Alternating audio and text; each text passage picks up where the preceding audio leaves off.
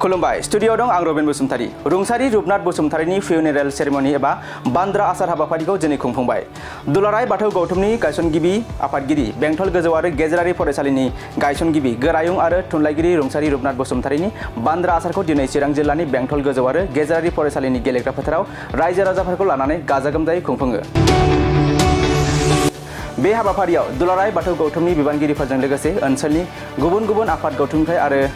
सरकारनिफ्राय EM Ranjit Basumatary, MP Rongora Narzary, MP Jayanta Basumatary, EM Saikhong Basumatary, MLA Nirmal Kumar Brahma, Boro' थुनलाइ आफादनि आफादगिरि डक्टर सुरत नार्जारी, दुलाराय बर' फरायसा आफादनि आरो गाहाय नेथारि खनिन्द्र बसुमतारी बिथांमोनाबो बाहागो लायो। लोगोसे रुंसारि रुपनाथ बसुमतारीनि मावबोनाय आरो हारियाव अबदान होबोनायखौ अरायथा फोथांना लाखिनो थाखाय बिथांनि मुसुखा गायसननो थाखाय अन्थाइ खाम्फाबो गायसननानै होयो एमपि रोनगोरा नार्जारी बिथाङा। रुपनाथ बसुमतारी गेदेमा बिथांनि दिनै मा होनो सारादु सान। बे सारादु फालिनायाव दिनै लैहोर लैहोर जोंनि हालामनि रायजो राजाफोर, गेदेमा दैदेनगिरि बर' हारि सिबियारिफोरा दिनै ज' जादों। मानोना सोरगोआरि रुपनाथ बसुमतारी सारनि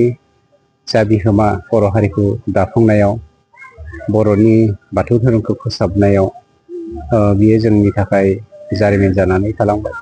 आरो जोंखौ थुलुंगानाय मोनसे बिहोमा होनानै गालांबाय। बेफोरबायदि गोथार हाबाफारियाव बाहागो लानो मोननानै गोजोननाय मोनदों। हारिखौ जौगाहोनायाव बिथाङा जेब्ला फरायसा आफादनि मुभमेन्ट BLTNDB मुभमेन्ट जादोंमोन, बिथाङा सिंजों सिं हारिखौ बोखांनो थाखाय खौसे जानायनि बाथ्राखौ बिथाङा गोबां रायलायोमोन आरो आं बिथांजों गोबां खेब मोगा मोगि थुनलाइनि बाथ्रा लानानै सावरायनायजों लोगोसे हारिनि खौसेथिनि बाथ्रा सावरायनायाव जिरायफानो मोनदों। मोनसे बाथ्राखौ गोसोखांनांगोन जे मोनसे डाटा बिथाङा दोनदोंमोन 1901 मायथाइनि जा खर' साननाय आसामनि सेन्सास, बे सेन्सासनि रिपर्टखौ नायनानै, इन्डियानि सेन्सासनि रिपर्टखौ नायनानै बर'फ्रा बेसेबां बर' स्पिकिं कमिउनिटि बर' हारि हिसाबै दंबावो, बिनि रेकर्डआ बिथांनाव मोजाङैनो दङमोन। जों दा बेफोरखौ नायफिननो थांगासिनो दङ। आसा खालामदों बर' थुनलाइ आफादा बे बेलायाव खोब स्ट्रंलि आखाइ होगोन आरो जोंनि सरकाराबो हानायमानि हेफाजाब होनो नाजागोन। बेनि अनगायैबो 1962-63 मायथाइयाव बर' हारिनि मोनसे बिख्लो बिमाफोरखौ जेब्ला नागाफोरनो दखलाव लांनो होयो, बै समाव बै समनि हारसा लिरगिरिफोरा बर'फोरनि बिखाखौ बोखानानै होनायाव मोनसे समाव बर' हारियाव गिदिर मोनसे सोमावसारनाय फैगोन होननानै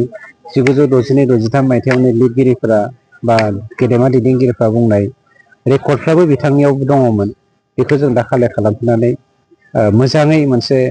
मा होनो रनसायनायनि गेजेरजों माबायदि फोसावनो हायो बेखौ जों आखायाव लानांगोन। बिथांखौ अरायथा खालामनो थाखाय नोंथांनि सरकारा मा राहा लादों? ओरैनो जोंनि सरकारनिफ्राय बिथांनि मुसुखा बानायनायनि बेब'स्थाखौ लाबाय आरो स्पेसियेलि जोंनि जिल्ला बर' थुनलाइ आफाद आरो आंबो बेवहाय इनभल्भ दङ। बिथांनि थुनलाइ सोरजिथाइफोरखौ माबोरै जोङो अरायथा सनानि हांखोजों लिरनानै गालांनायाव हेफाजाब होनो हागोन, बेनि बेब'स्थाखौ जों लानो नागिरदों।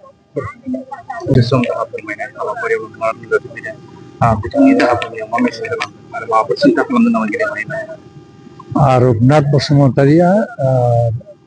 दिनै माने 1935 मायथाइयाव जोनोम जादों आरो 2025 मायथाइयाव रुंसारि जाफैदों। 87 बोसोर बारनाय बे गोलाव समनि जि जिउ, बेवहाय बेहा गोलाव जारिमिन दं। जेरै दा बाथौ धोरोम लेथेर फेथेर जानानै थानायखौ ज' खालामनानै मोनसे गोख्रों मोनसे धोरोमनि बिथा गायसननो थाखाय बियो आब्रु गायसनजेनदोंमोन। दा दुलाराय बाथौ गौथुम जादों आरो बिनि उनाव बियो बेंटल बादि गोदोसोनाय ओनसोलाव स्कुल गायसनफैदों, भेन्सार स्कुल, सरकारि नङै,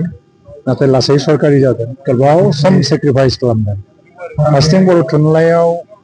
हालालि होननाय मोनसे मेगाजिनबो, जार्नेल, मोनसेल' इसु ओंखारदों, बिथाङा दिहुनजेनदोंमोन। लोगोसे बै समनि PTCनि जे राजनैतिक दावहा, बेवहायबो जड़ित दंमोन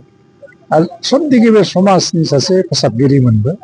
थ' बे बिथिङै नायोबा रुपनाथ बसुमतारीनि थांनानै थानाय जे जिउनि गोलाव समा मोनसे जाफुंसार जिउ मानो होनना बुङोबा जाय सुबुङा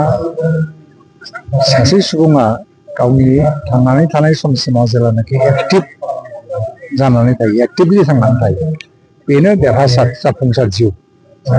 नों 100 बोसोर जोबदों ना 200 बोसोर जोबदों बे गिदिर बाथ्रा नङा जुदि जिबना नोंना एक्टिभ नङाबा बे एक्टिभ नङै जिबना खुनु मिनिं गैया रुपनाथ बसुमतारीया थैजासिम धोरोमनि सायावनो होन थुनलाइनि सायावनो होन खामानि मावलांबाय थादों आं मिथिगौ दा बिथांनि मुसुखा गायसननाय जाबाय दिनै लुनाय जासिगोन बिटिसिनिफ्राय आरो आंनिफ्राय आं बेखौनो बुंदों दा आफादनिफ्राय जुदि आसाम गभर्नमेन्टनि दारै माबाफोर मावनांगौ दं होननानै सानो दा बेखौ बिथांमोना मोनसे प्लेनिं बानायनानै आंनो साबमिट खालामोबा आं बेखौ चिफ मिनिस्टारजों रायज्लायगोन निस्सय रुपनाथ बसुमतारी बायदि सासे बाथौ धोरोम आफादनिनो गायसनगिरि बिथांनि मुङाव माबा मोनसे जानांगौ आं बेखौ बुंथ'ला दिनै मा जागोन खारन बेनि प्लेनिंखौ बिथांमोनासो बानायगोन गिबि गिबियावनो दुलाराय बाथौ गौथुमनि जानानै बर'नि निउस पर्टेल नायगिरि बयनिसिमबो सिबिनाय आरो खुलुमनायखौ बावहरग्रोदों दिनै दुलाराय बाथौ गौथुमनि फाउन्डार बा गायसनगिरि आफादगिरि रुंसारि रुपनाथ बसुमतारी सारनि जा बान्द्रा आसार खुंनाय हाबाफारि दिनैनि बे समाव फुंबिलि आरजजों लोगोसे बिबार बावनाय हाबाफारि आरो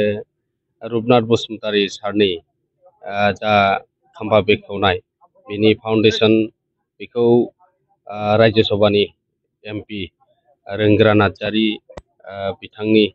आखाइजों दिनै गायसननाय जादों आरो दिनै बेवहाय जोङो जारिमिन सुजुनाय बिसिम्बि बेखौ बेखेवनाय हाबाफारि दङ बिनि सायाव जोङो सावरायनो थाखाय आलासि लिंहरखानाय दङ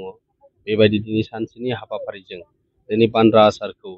दुलाराय बाथौ गौथुम आरो चिरां जिल्ला आरो रायजो नाङैनो दिनै बान्द्रा आसारखौ खुंनो लानाय जादों आरो बेवहाय गोबां बाथौ सिबियारिजों लोगोसे गुबुन गुबुन धोरोमारि आरो जोंनि समाजारि सानसुमै बिथांमोनाबो दिनैनि बेयाव राव धोरोम बासियालासे गासिबो बाहागो लादों बे जोंनि दिनै बर' हारिनि थाखाय मोनसे खौसेथिनि नेरसोन जोंनि गेजेराव साफा साफा